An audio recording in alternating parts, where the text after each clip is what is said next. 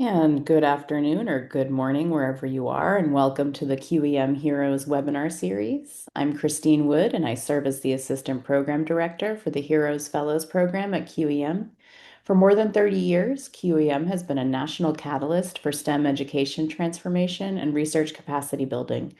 Currently, the QEM network serves nearly 900 colleges and universities and more than 8,000 individuals nationwide. This webinar is part of the HEROES initiative. The HEROES program brings together researchers with experience in the federal government to lend their expertise and support to the STEM research and education communities.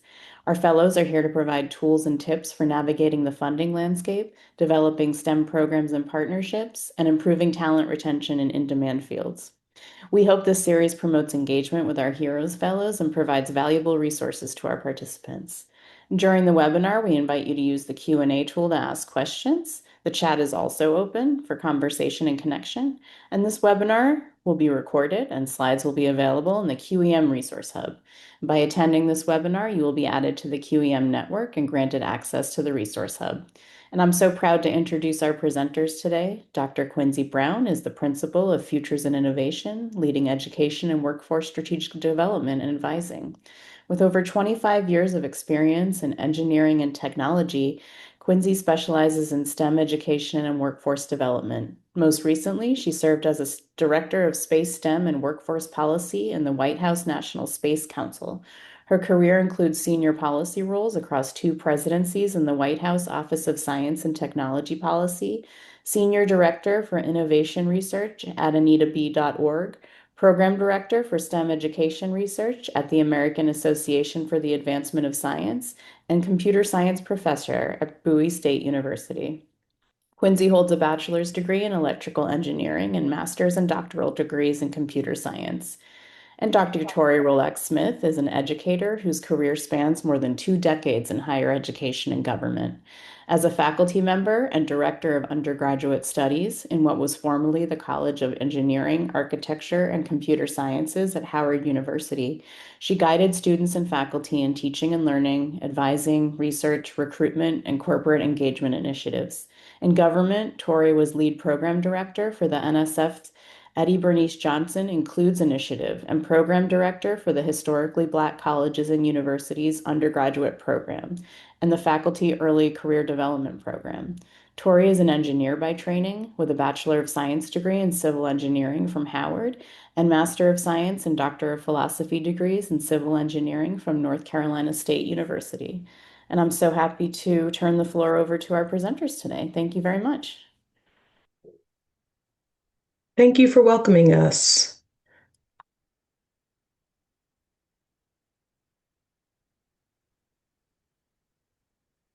So let's our presentation today is really focused on we call it the art and science of one-pagers. We will share our individual perspectives and kind of some thoughts and tips around creating one-pagers and their use in sharing policy ideas and research ideas. And so our agenda is pretty straightforward. We will kind of go through the like, what is a one pager? We'll share a few examples, one from a policy perspective and one from a research perspective. And then we'll also talk about, how to write the one pager, and we'll do a little interactive writing exercise at the end. I will say that I started my career in industry and then went to academia and had never heard of a one pager. My introduction to one pagers was through writing proposals. So primarily, I think NSF proposals. It was like a one page summary. And that was kind of how I learned about this thing called a one pager. And then when I moved into policy work at the federal level, I was able to then learn a lot more about one pagers and write them and also have people send them to me. And so it's been really an evolution of my thinking and understanding of one pagers and kind of again, how we call it the art and science of one pagers. And I'll just add that, like Quincy, or maybe unlike Quincy, I started in academia and then moved over into government. And so I have certainly been on both the sending and the receiving side. Ironically enough, I think my first introduction to one pagers was in a QEM workshop over 20 years ago as a new faculty member with Dr. Shirley, and learned there some of the principles to include. But like with any new learning, experience helps to shape quality sometimes over time. And then being at the National Science Foundation for 8 years, that is no longer. But as of last year, I had been there for 8 years and have received many and met with many prospective PIs as well as current PIs, and really gained an even greater perspective on what it is to write an effective one pager. But again, to the title of the webinar, understanding that there is an art to it. They're not all the same. There is kind of a blank canvas for some flexibility and creativity, but at the same time, some conventions that you should follow. So excited to dive in and look at that a bit more as we go through the webinar today. Yeah, so really we'll start with kind of the what is a one pager. And as Tori mentioned, there is, there's an art and a science to it. So please take what we're saying with, a smidge of a grain of salt, because it really does vary what people are looking for, what the expectations are, and what you would produce. But basically, right, it's a short and concise way to communicate ideas.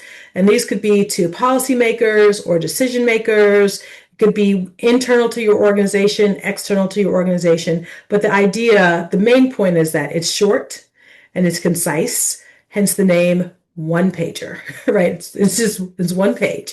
You'll hear us say that a few times, and it's supposed to be a clear document, right? That doesn't require the reader to have really prior knowledge to understand what it is you're writing about and what it is you want to convey. And so part of the challenge in the art and the science is understanding what to include and what not to include, right? So this is an opportunity to summarize information. It's not the time to get into like all of the details. And sometimes I know for me, it's hard because I want to write all the context. I want to provide all of the background, but that never fits into one page.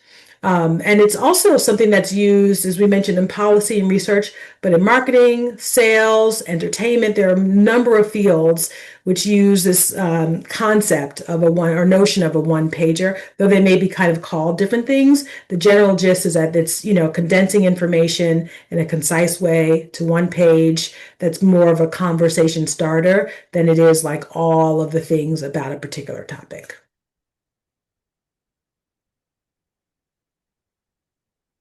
All right, so before we dive in to more of the content, we wanted to get a sense of the audience and the perspectives that you're bringing into the discussion today. So, Christine, if you'll launch the poll for us, we'd just like for you to select which of the listed areas really describes the current context for the work. Quincy mentioned how one pages are applicable across a broad range of contexts, and we'd like a chance to learn more about yours. So I will stop talking so that you can have a moment to read and respond.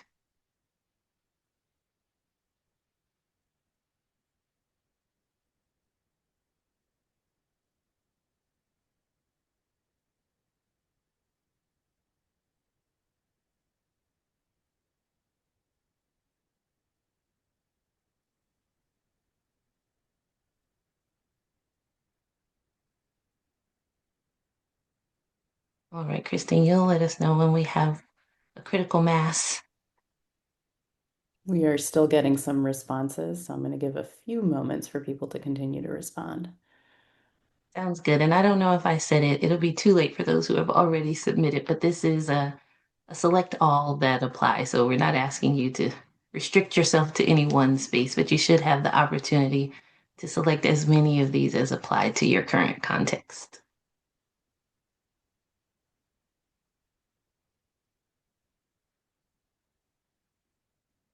All right, let's see. Wonderful. Okay, so there is a broad range. And to those who selected other, feel free to share what that particular context is in the chat if you'd like to. But it looks like the audience can sort of resonate with a variety of applications across a variety of spaces. So this is good to see. Thank you all for participating. Quincy, I'm going to turn it back over to you. Yeah, so we're kind of, in this session we're covering the like with who, what, when, where, why, and how. So we've kind of talked about the what, right? What is a one pager? The who is obviously you as the author, or and in combination with who is receiving it. But now we want to get a little bit into the why. Um, and really, this is used, as I mentioned before, right, to describe a problem, right, why it matters, and also put forth a recommended action. And that is important because, it could be just a information briefing, right, which is a different type of document that doesn't really provide any recommended actions or recommendations, or, it's not conveying what you want a person to do. But in a one pager, generally, you also want to include what it is you want the person to do right after reading that. And it's an idea sometimes to organize. If you're planning for a meeting, you can organize your ideas before the conversation. So you might send this ahead of your meeting, and it's on the flip side, an opportunity to provide an artifact that comes out of a meeting, right? If you want to kind of crystallize your understanding of a discussion or some of the ideas that or concepts that were shared and discussed in the meeting, you might put together a one pager after the fact as well. Quincy, I chuckled a bit when you mentioned what you want the reader to do, because in the research context, and I think back to the over 60% of the attendees today who said they're working in a research context, I said, what I want them to do is fund my proposal. So for those of you who are in a similar space, I completely understand. I get it. But the one pager is the place where you can start to convince them as to why they should fund your proposal. And so just to round out this particular slide, it really is the one pager that is really is an opportunity to allow potential funders to get a basis for what it is that you are pitching, what it is that you're proposing to do, and really have a quick review. We'll talk more about the NSF, the National Science Foundation context, as we move forward.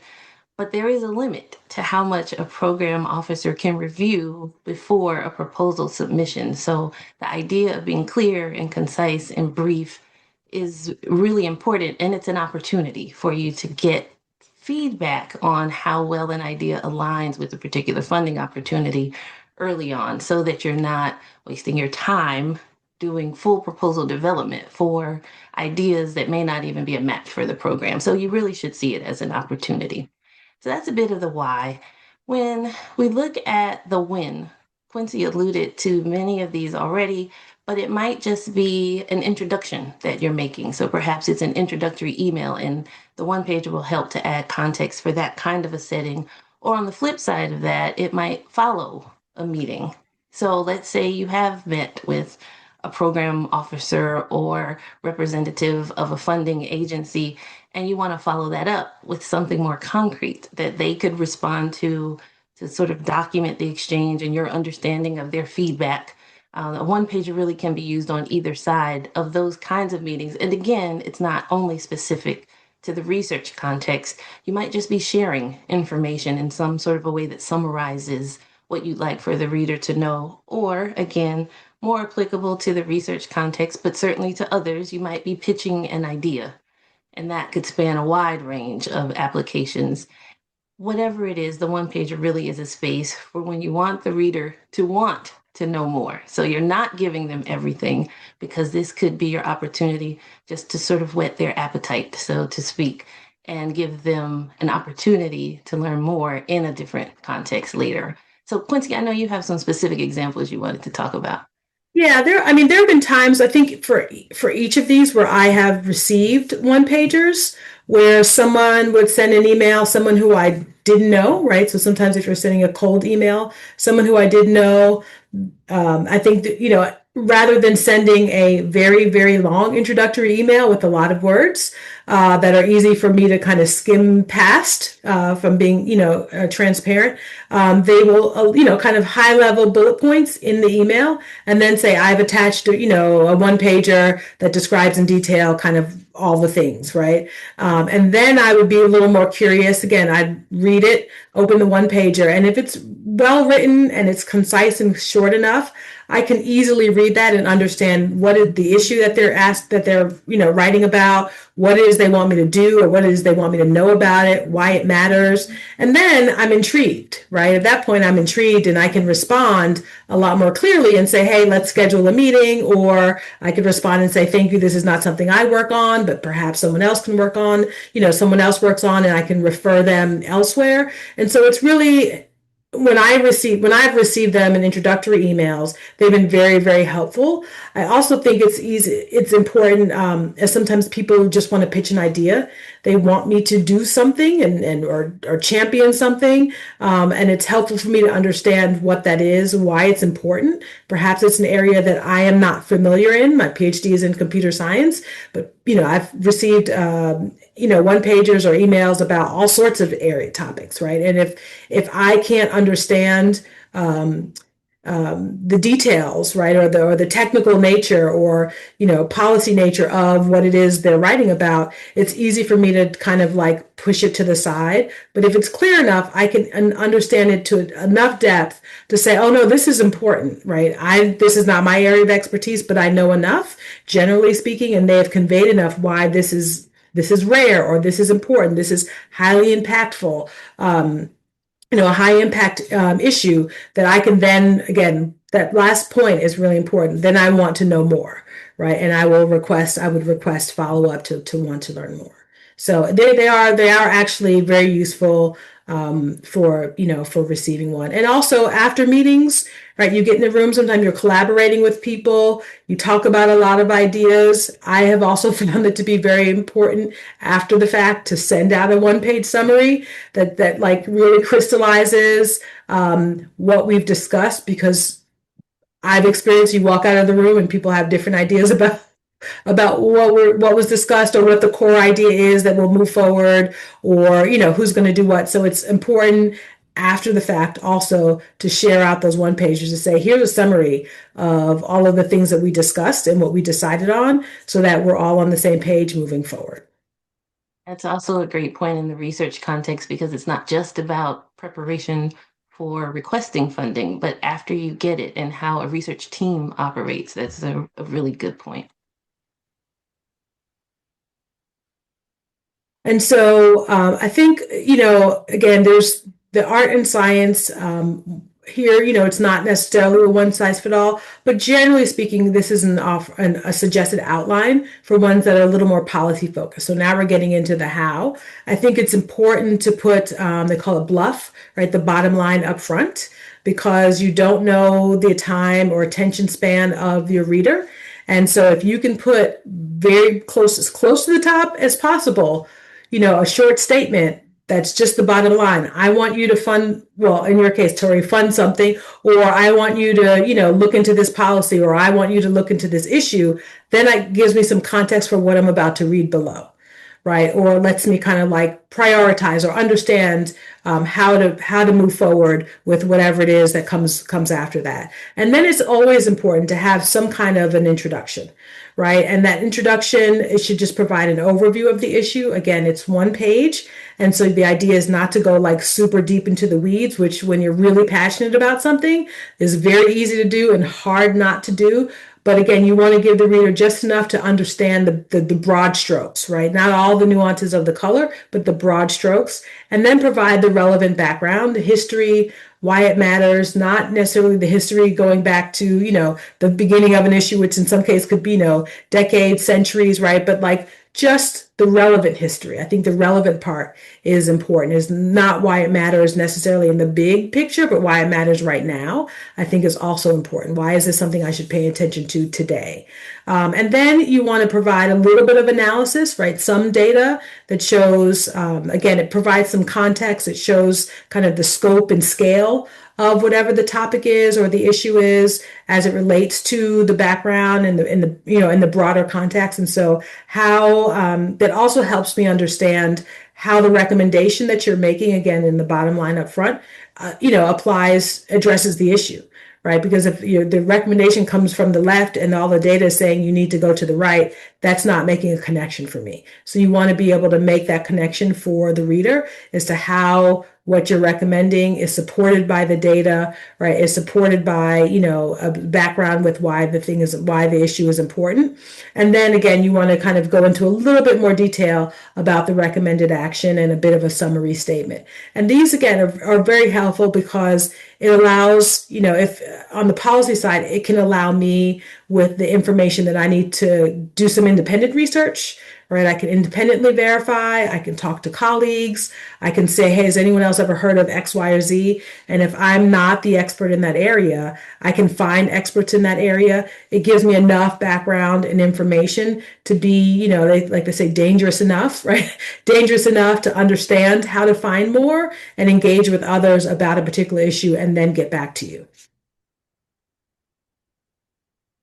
And so generally, I have here, again, as I mentioned, what to include, right? Up to 3 main points. Sometimes, again, if you're passionate about an issue, there might be 10 things you want to share. 10 things is a lot for 1 page, right? And you think it was obvious, it's called a 1 pager. It really does mean, 1 page. And it's also really okay if it's less than 1 page. You don't have to use a lot of words to fill the space. If it's half a page is fine, right? It should be called a not more than 1 pager. But if it's less than 1 page, it's really fine. The problem statement should be clear, right? I shouldn't have to infer what the actual problem is, right? It should be very, very clear. And again, the background, the data, the analysis should be relevant.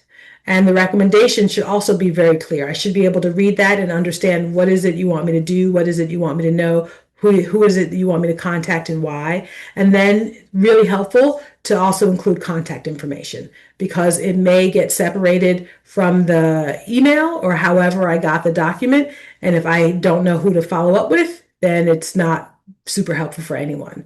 I've included a link here to the American Geophysical Unions, the AGU. They have a great tip, like a document that's tips for writing policy 1 pages. So we've included the link there for those of you who will get the slides later, can see that document there. And it goes into a little bit more detail of all of that, everything that we've mentioned. And it has like a template that kind of helps you, answer each question specifically before you then go and like craft it into the actual 1 pager itself. And this is an example of, again, I have a screenshot there so you can see that all of this is actually in 1 page, where it was written to a particular agency, kind of wanting to kind of understand what the opportunities are to support STEM in a number of areas, right? And so it's you can see there, it covers here 2 areas, but it really does have a few sentences on background and then a few sentences on the actual opportunity, right? And then the next issue, a few sentences on background, a few sentences on the opportunity. And this is one that was sent to like leadership in an agency so that then, each of those areas would then have a whole separate set of memos, whole separate set of meetings, but they could see, okay, these are the 2 or 3 things that, Quincy wants to work on or Quincy is proposing. And it's really clear of what the opportunity is, why it's important and what we can do. And this is all, it's very concise. I now have trouble writing more than 1 page on anything, but it all actually fits in a 1 page document. All right, so as we continue to sort of narrow the scope, let's shift a bit now and look specifically at a suggested outline for a 1 pager to the National Science Foundation. I don't know that I ever said the word nuance as much as I did when I joined the National Science Foundation because there are a lot of nuanced situations, and 1 pagers are one of them, and we'll sort of talk about some of the ways that manifests. But as I heard Quincy talk about, like absolutely not more than 1 page, it's nuanced in the National Science Foundation.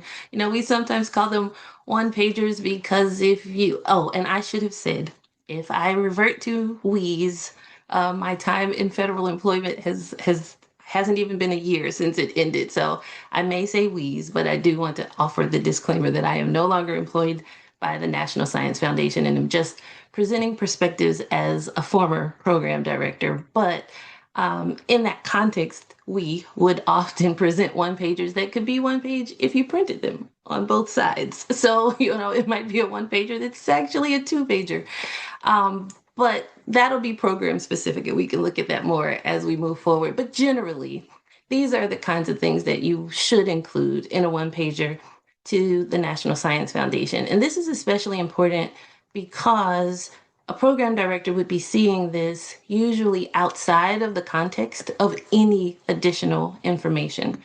So we would often receive one pagers, for example, that didn't explain what type of proposal this was.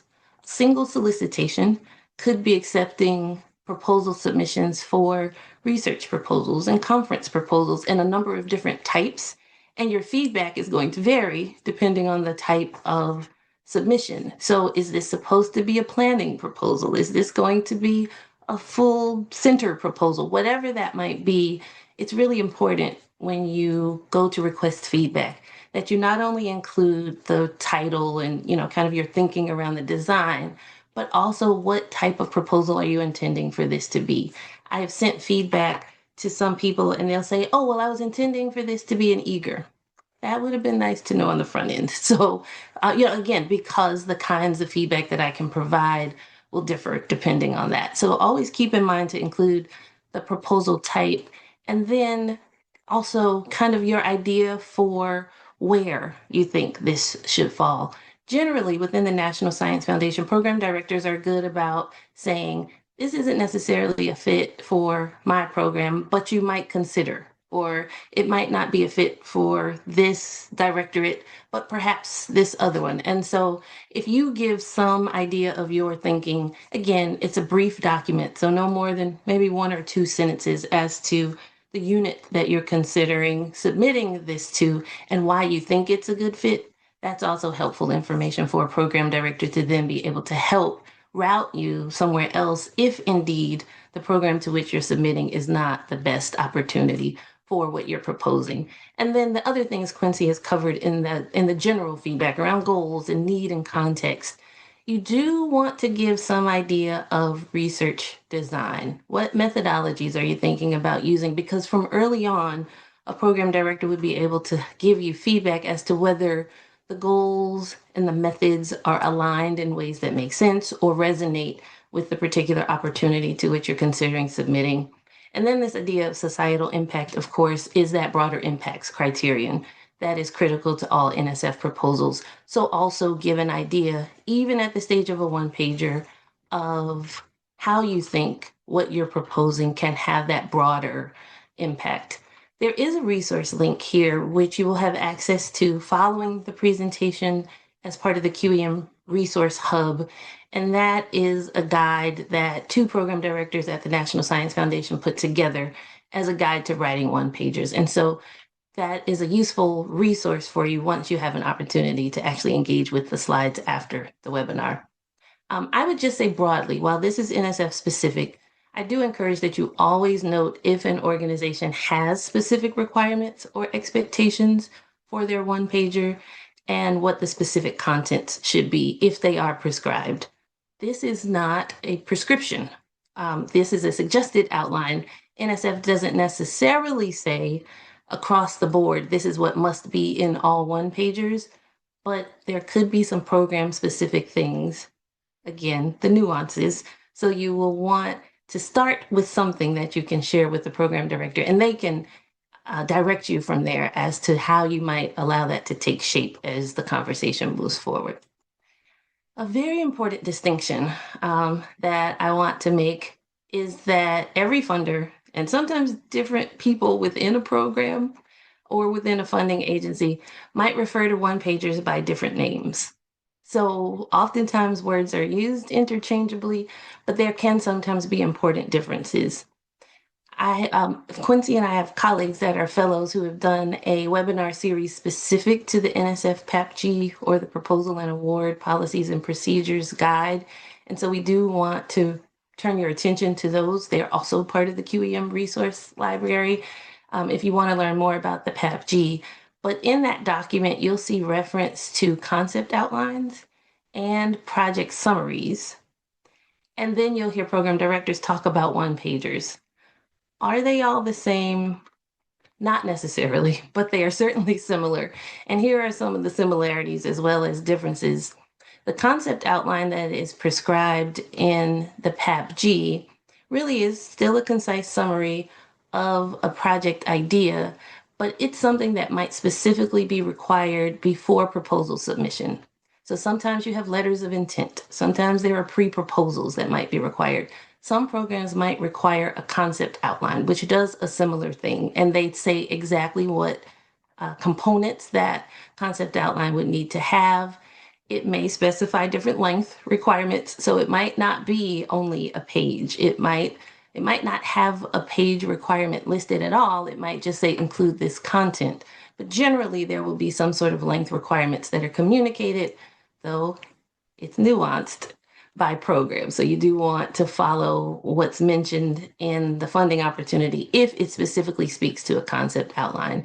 And then that last bullet point there just describes some of what might be requested. Usually it's a brief description of the idea, the team that is being proposed, and again, the fit for the particular program that's offering the opportunity.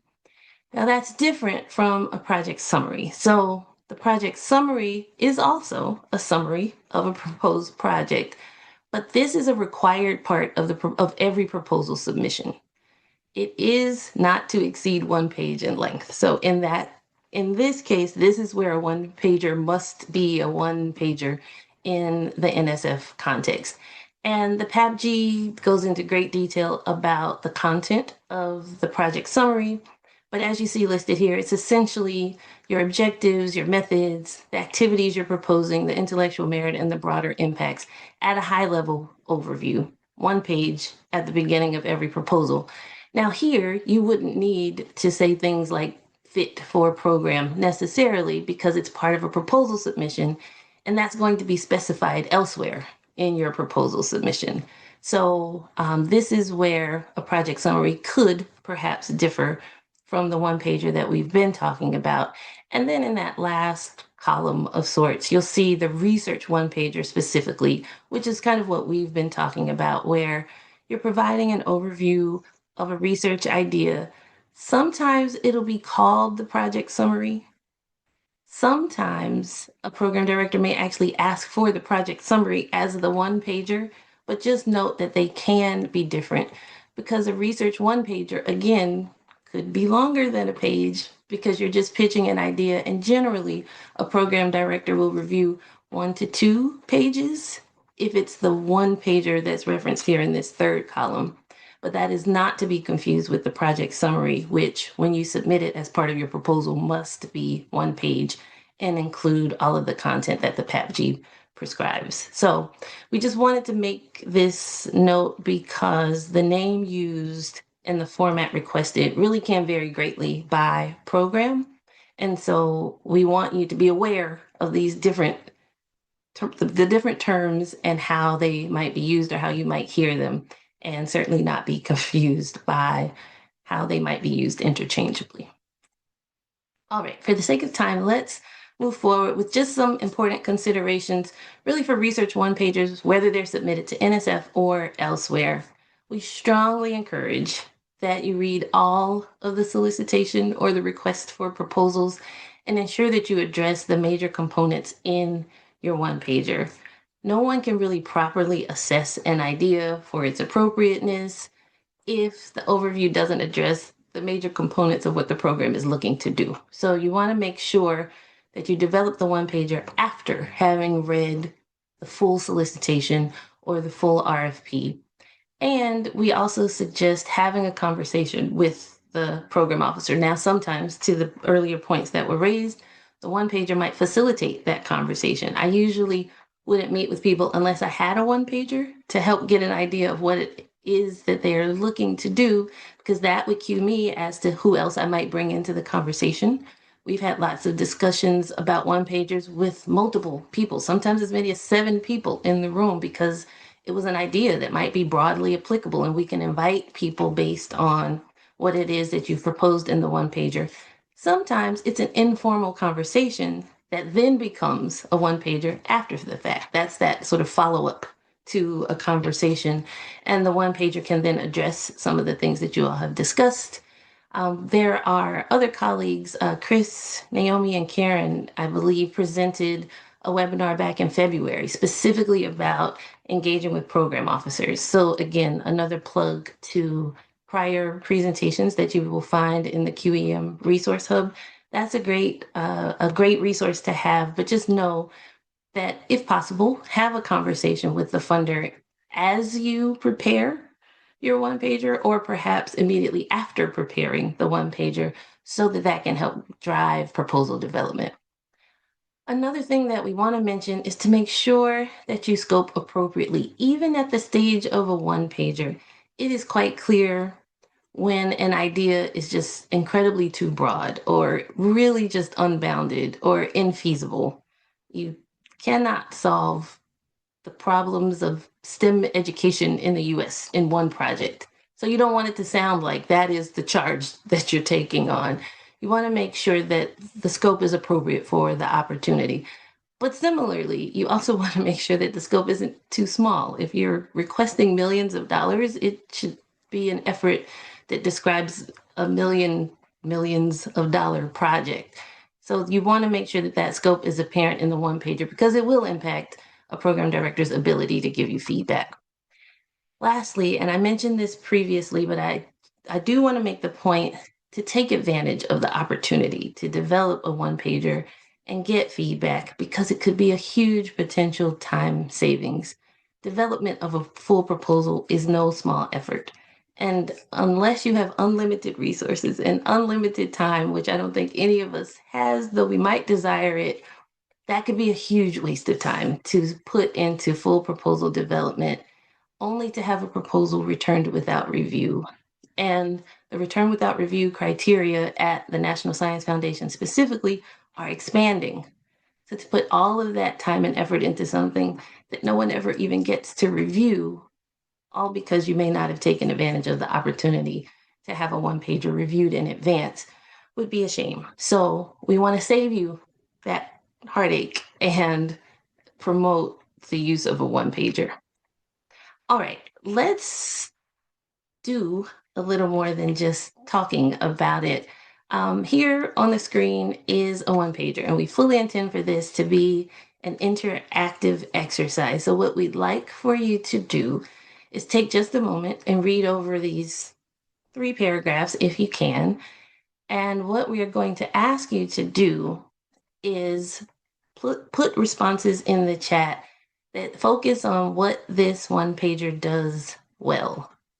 So we want you to think about the ways that this one pager follows some of the conventions and recommendations that we've discussed. Please note, I am fully aware that there are also things that this one pager does not do well. And that question is coming, but fight the urge to put those kinds of things in now. For now, we ask you to just focus on what this one pager does well, and then start to add those responses in the chat as you get them. So here's an opportunity. I will pause so that you can read.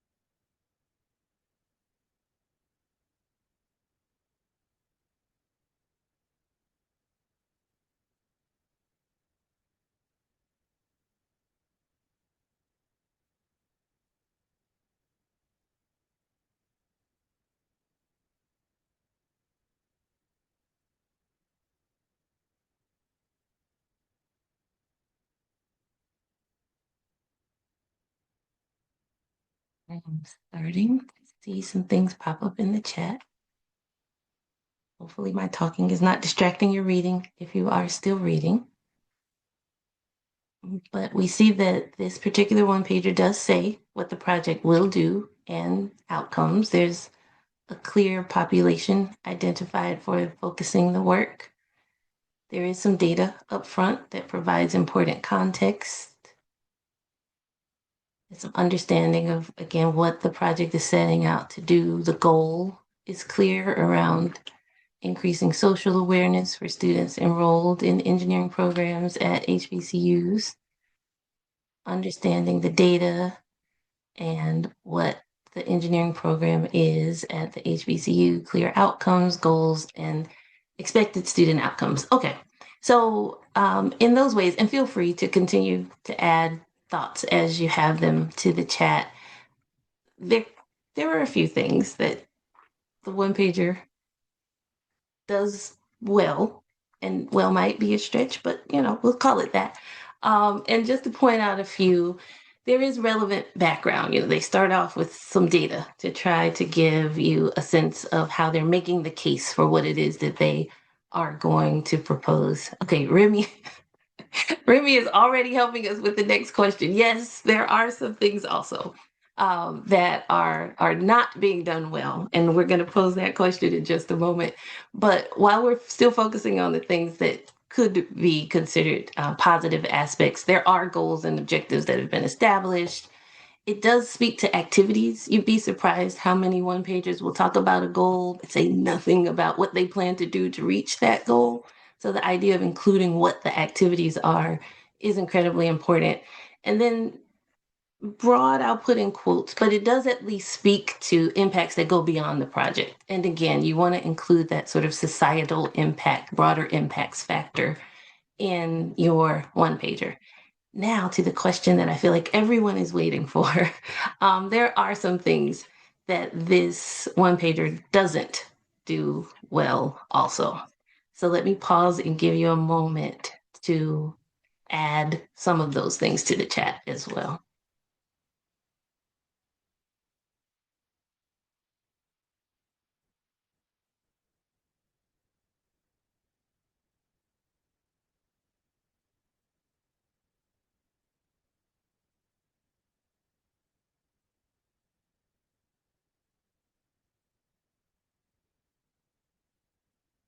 All right, so going back to the chat, this could be considered a really wide scope.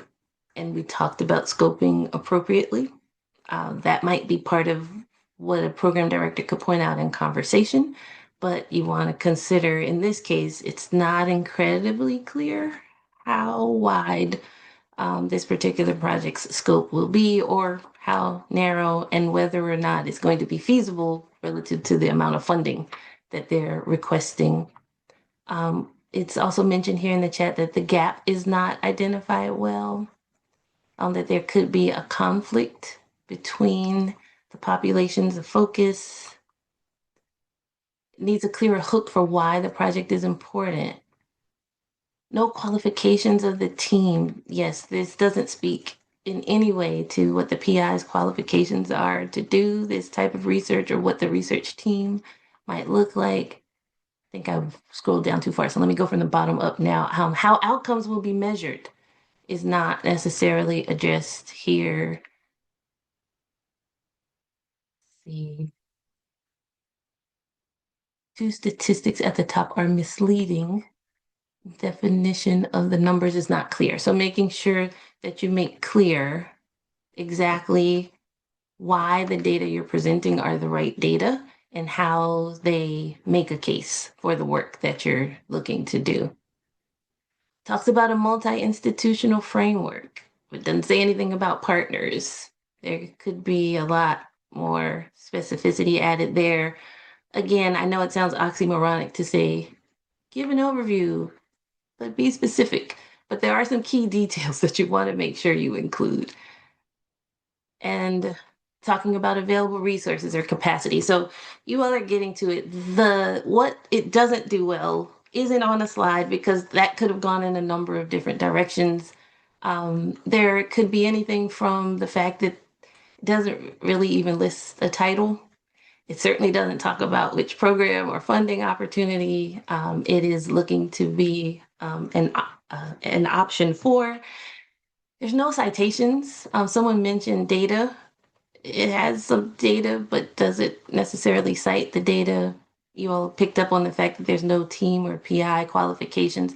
Doesn't really talk about what research methods will be used. It doesn't necessarily say if a multi-institutional framework is being developed or if they're talking about a single framework just being applied in multiple institutional contexts. And there are some general details that are lacking. So thank you all for participating in this exercise. I hope it helps to sort of drive home the kinds of things that would be helpful for you in terms of getting feedback from a program director and to make that conversation that you're able to have.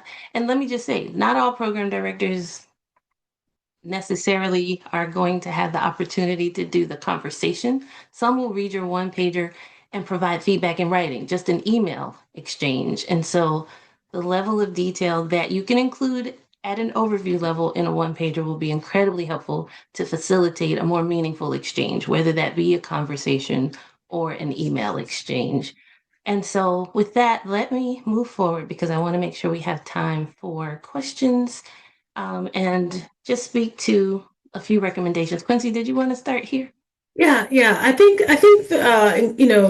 Closing, I think the first, they're all important, but I think it's really, really important to understand the reader's position, right? Their priorities, their expertise level, and their interest in the topic. Again, if you are sending this to someone who is a particular program officer and they know all about the solicitation, right? That's a person that they have a certain level of expertise.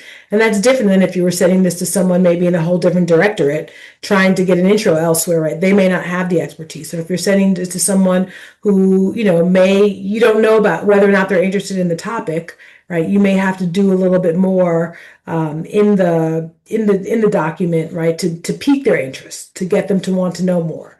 And so part of the work is also understanding who to send it to, right? I mean, that's something that's kind of been implied in what we've been talking about, but it's really important to understand, who you're sending it to, what their priorities are, what they know about the topic, and as you're putting this together, it's also important to I think like the example that I showed had section headings, like they were short, they were bolded. The example that Tori just showed did not, right? So you want to make it as easy for the reader as possible to like follow along. And so if you can include section headings, that makes it a lot easier. So I know, oh, this is the problem statement, right? Whether it's a good one or not is immaterial. At least I know where it is in the document, right? Here's some analysis. Here's some background. Here's the recommendation. Helps me as I'm reading it and follow along. Again, avoiding jargon or acronyms. If you don't know what the person who's on the other end of that document knows or doesn't know, especially if it gets into like a technical or disciplinary set of acronyms or jargon, you want to make it easy for them to not have to make assumptions or assume, that acronym may be familiar to something else that they know. It might take them in a whole different direction. That's not what you meant, right? You want to make it as easy as possible. And I'll do the last one and then the next one. So not more than one page, right? Tori kind of talked about some of the nuance in that, and it may need to be more than one page. But the trick to making it not more than one page is also not to make it like 8-point font, right? And so you want to make sure that it's readable, 12-point font. I know some of the solicitation guidelines and some of your like the NSF PAPPG kind of mentions like minimum font size, margin size, all of that, but generally not smaller than 12-point font is, don't write a page and a half document and then make it 8-point and be like one pager. That's not helpful, right? That's hard on the eyes. And so general rule of thumb is not smaller than 12 points.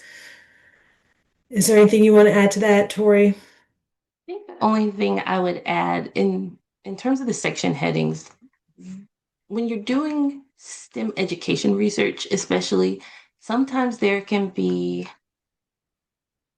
difficult to delineate between the intellectual merit and the broader impacts because sometimes there are broader impacts embedded in the nature of the research itself. And so section headings can really help so that you'll know this is what we're intending to be considered as the broader impacts. This is a section that really is the research focus and the intellectual merit.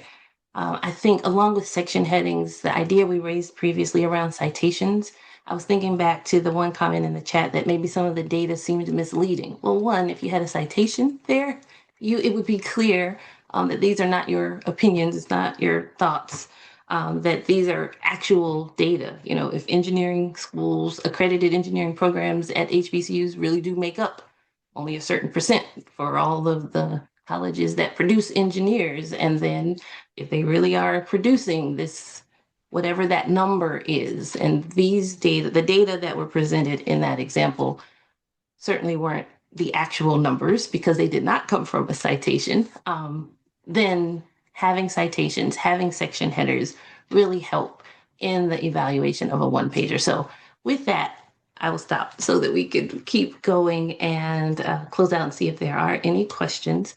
So we do thank you for your time and attention. Quincy, and I want to make sure if you have anything else to add here before we get to Q&A. No, no. I again thank you all for joining us today. It's been great to share out kind of what we've learned, what we've experienced, right? The art and the science. And so we appreciate you all. There is a QR code. There are a few QR codes there. The bottom one is the webinar feedback. If you have any thoughts, comments about the webinar, please fill that out. There is one of them is around the Heroes webpage. So Tori and I are two of the 25 some odd fellows that there are. And so you can learn more about the collective group and the areas that we serve and our areas of expertise. And then there is an events page for QEM. So that's all that I've got.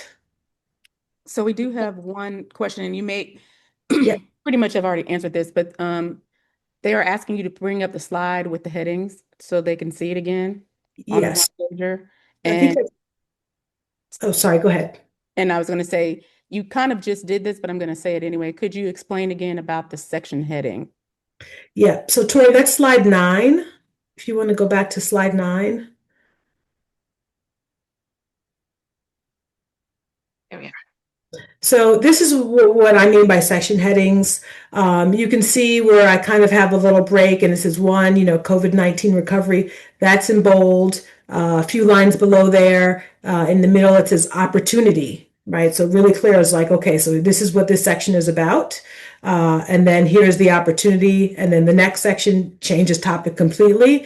It's about early mathematics education. And then below that is in a clear section heading opportunity. And so that's what I mean. Even though if it's not, the sections themselves don't have to be long. And perhaps in this example, there were like a few of them, right? They jump around, but it's really clear what each section is about, what the opportunity for that one is about, and they're numbered, right? And so then what is the next one? So it's clear. You can say, okay, there are 2, right? Here's a little bit of background. Here's a little bit of here's a description of the opportunity. And so again, do short headings.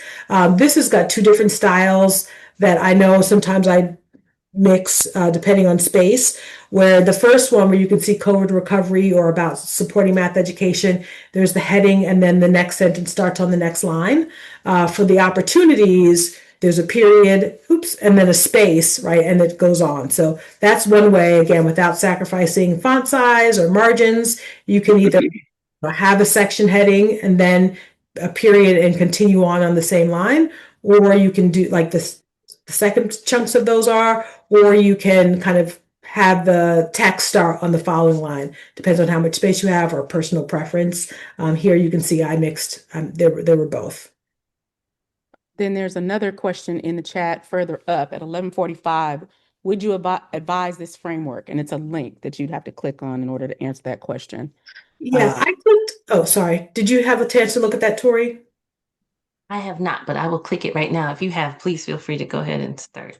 Yeah, so I clicked the link. I wouldn't not advise it. I think it generally captures what we've talked about, where you want to identify the problem. You want to identify, again, I haven't read it in great detail, but you want to identify, what the gap is. And then to me, I would interpret the hook as why someone should care. What is it you want someone to do? What about this is important? And so I think the general general notion of that description for that framework is kind of what we've been talking about. Again, the nuances, and maybe it's a little bit different. If it's a research proposal, you're responding to a solicitation, right? Like it might be a little bit different, but again, the general gist of like, you want to lay out what the problem is, you want to identify the gap, why your solution or what you're proposing to do, addresses that, and then you want to have some, some rationale. So again, I haven't had a chance to read it in super detail because we've been, speaking to you all, but that's the general my understanding of what this is at a high level. I think it's generally, okay. Yes, I'd agree. I just got to sort of the 3 points: identify a problem, establish a gap, articulate a hook. Absolutely. Hopefully, the points that we raised align really nicely with this kind of a framework, especially in the NSF context where novelty of an idea, how innovative is this? How are you demonstrating that this is grounded in extant scholarship, yet different enough to be solving a problem that can be seen to be of need? So, yes, definitely. All right, let's see. We got the section Okay, heading. it looks like you're reading the question, Quincy, but there's a question at the end from Gregory. It's got Yeah, 3 points. yeah. I think, Oh, is this just about the, again, that was a sample. That's not actual research that we'll interrogate here. But yeah, um, but I think to me the answer would be, I would have assumed, again, it wasn't a citation, that if this was data coming from like iPads or somewhere, this would be on degree completion. So it would be, right, like you would think about where they did. I don't remember the example, but where they did, where they completed their degree. So whatever data you pulled, um, it'd be about like degree completion and which institution they completed a degree at. But there are also data around baccalaureate institutions for doctoral recipients. So again, maybe that stat could have been more specific, or if there had been a citation, you would have known like which chart or which data they were pulling. But so I think it could be either one, right? Where they